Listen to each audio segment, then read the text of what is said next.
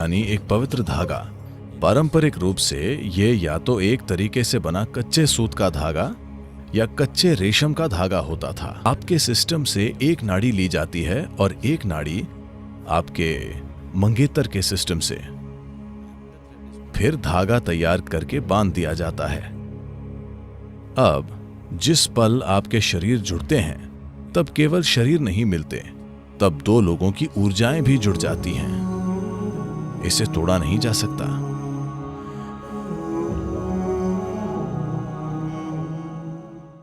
आपको समझना होगा कि जैसे मन में यादें होती हैं वैसे ही शरीर में भी होती हैं। इसे ऋणानुबंध कहते हैं। आपने ऐसा शब्द सुना है भारतीय लोग? ऋणानुबंध, इसका मतलब है शरीर की यादें।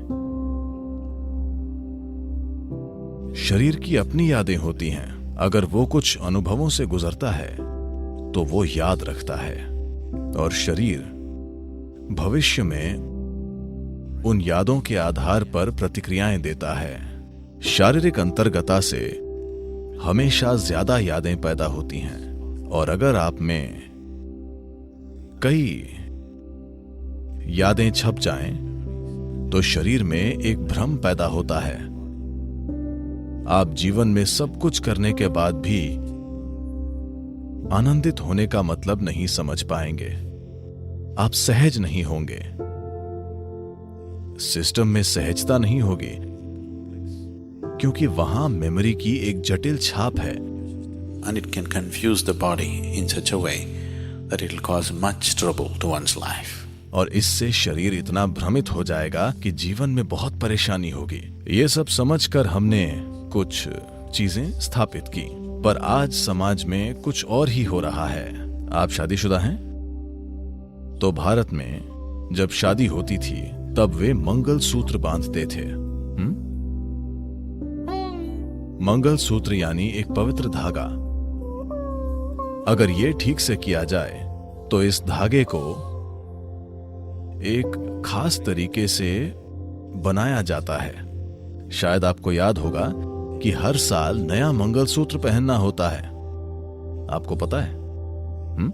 अब नहीं पहना जाता क्योंकि अब सोने की चेन पहनी जाती है। पारंपरिक रूप से ये या तो एक तरीके से बना कच्चे सूत का धागा या कच्चे रेशम का धागा होता था, क्योंकि ये एक विज्ञान है। किसी की ऊर्जाओं को बदलने या इस्तेमाल करने का एक तरीका है। इस तांत्रिक तरीके में नाड़ियां शामिल हैं। आप नाड़ी का मतलब जानते हैं? हमने इसकी बात की है 72,000 नाड़ियां। आपके सिस्टम से एक नाड़ी ली जाती है और एक नाड़ी आपके मंगेतर के सिस्टम से, फिर धागा तैयार करके बांध दिया जाता है।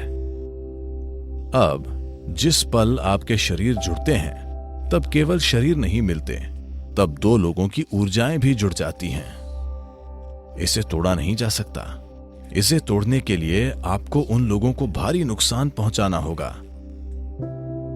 2 टुकड़े करने होंगे। शादियां ऐसे कराई जाती थीं। बचपन में ही उनकी शादी हो जाती थी।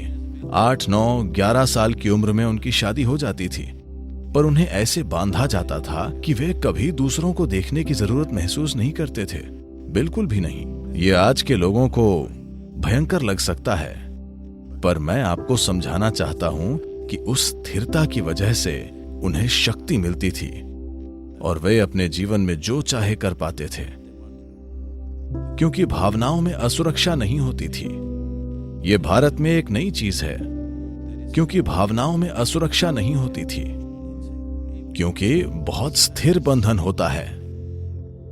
लोगों के मन में कभी यह विचार नहीं आता था कि क्या मेरा पति या मेरी पत्नी कुछ कर रहे होंगे। ऐसा कभी नहीं होता था, क्योंकि वे अंदर से ऐसे बंधे होते थे। पर आज ये एक बेअसर रस्म बन गई है। आज भी कुछ शादियां जो मैंने करवाई हैं, हमने लोगों को ऐसे जोड़ा है और उनमें जबरदस्त तालमेल है। आप देख सकते हैं कि कैसे 2 लोग एक बनकर जीते हैं, और 2 लोगों के एक बन जाने में कितनी शक्ति है। इसमें जबरदस्त शक्ति है। तो हमने सोचा कि 2 पैर उतने स्थिर नहीं होते, 4 पैर हमेशा ज्यादा स्थिर होते हैं, तो हमने 2-2 पैर आपस में बांध दिए। 2 पैर ज्यादा हमने साइकिल छोड़कर कार क्यों अपनाई? स्थिरता के लिए। हालांकि वो ज्यादा जगह लेती है, ज्यादा महंगी और प्रदूषणकारी है, पर हमने साइकिल की जगह कार चुनी क्योंकि कार ज्यादा स्थिर है, उसे हमेशा संतुलित नहीं करना पड़ता। शादी भी ऐसी ही है, वरना आपको हमेशा संतुलन बनाना और कुछ न कुछ खोजते रहना पड़ेगा। आप हमेशा आसपास के लोगों के साथ अपने भावनात्मक रिश्तों की असुरक्षा महसूस करेंगे। तब आप इस पर ध्यान नहीं दे पाएंगे कि आप जीवन में क्या कर सकते हैं।